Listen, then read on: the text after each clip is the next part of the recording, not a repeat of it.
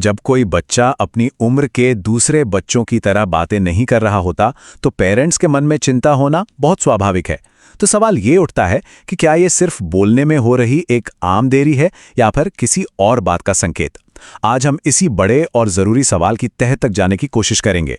तो हमारे सामने जो सबसे बड़ा सवाल है वो ये है कि क्या ये एक लैंग्वेज डिले है, मतलब भाषा सीखने में देरी, या फिर ये ऑटिज्म स्पेक्ट्रम डिसऑर्डर जिसे हम ASD भी कहते हैं उसका कोई शुरुआती संकेत हो सकता है।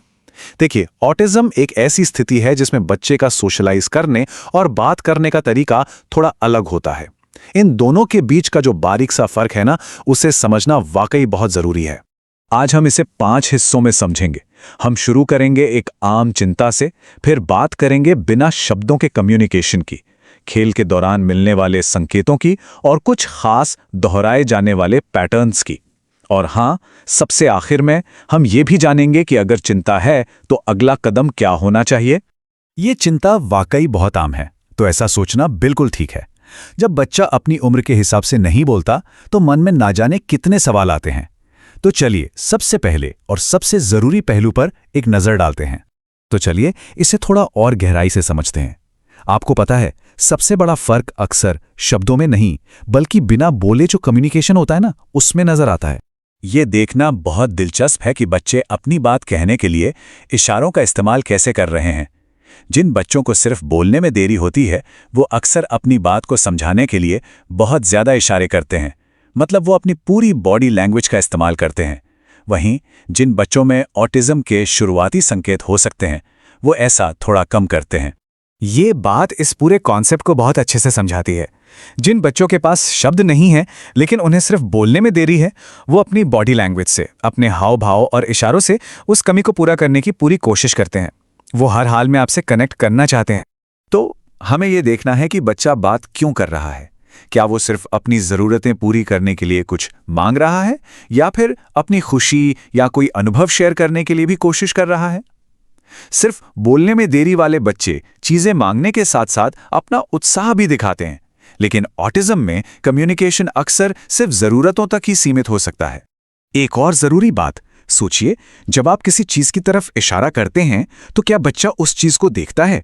जिस बच्चे को सिर्फ बोलने में देरी है वो आम तौर पर आपकी उंगली की दिशा में देखेगा, लेकिन ऑटिज्म के शुरुआती संकेतों में ऐसा हो सकता है कि बच्चा आपकी उंगली या हाथ को ही देखता रह जाए, ना कि उस चीज को जिसे आप दिखा रहे हैं। यहां बात सिर्फ आई कांटेक्ट करने या ना करने की नहीं है, इससे ज्यादा जरूरी यह है कि बच्चा उसका इस्तेमाल कैसे कर रहा है।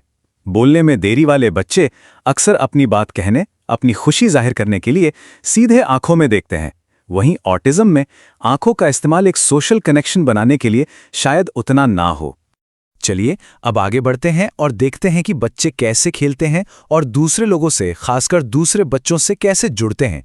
ये भी एक बहुत ही जरूरी पहलू है।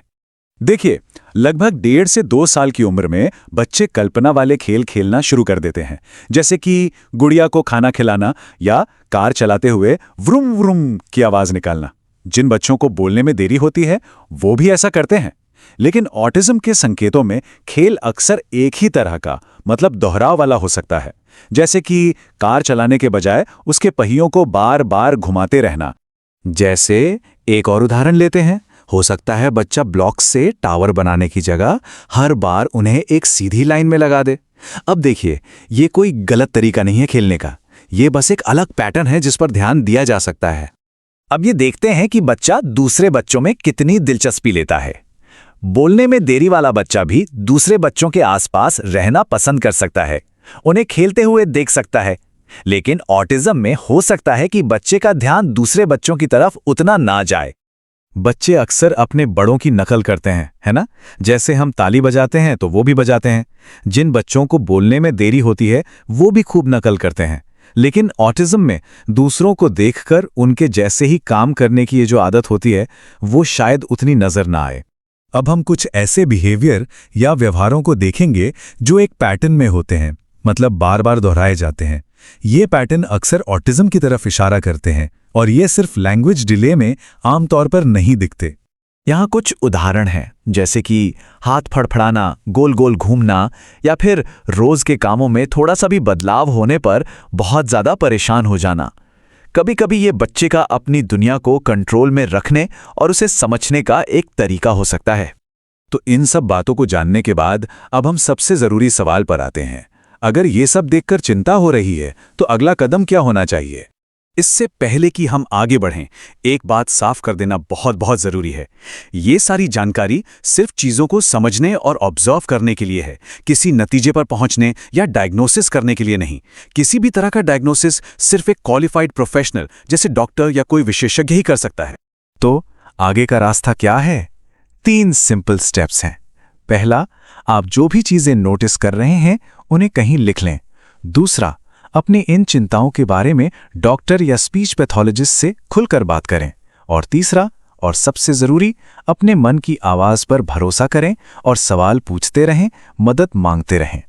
और अंत में सबसे ज़रूरी बात, कारण चाहे कुछ भी हो, चाहे वो लैंग्वेज डीले हो, ऑटिज्म हो या कुछ और, जिन बच्चों को सही समय पर मतलब जल्दी मदद मिल जाती है वो हमेशा बेहतर करते हैं। इसलिए डरने के बजाय सही जानकारी हासिल करना और सही समय पर सही कदम उठाना ही सबसे अच्छा रास्ता है।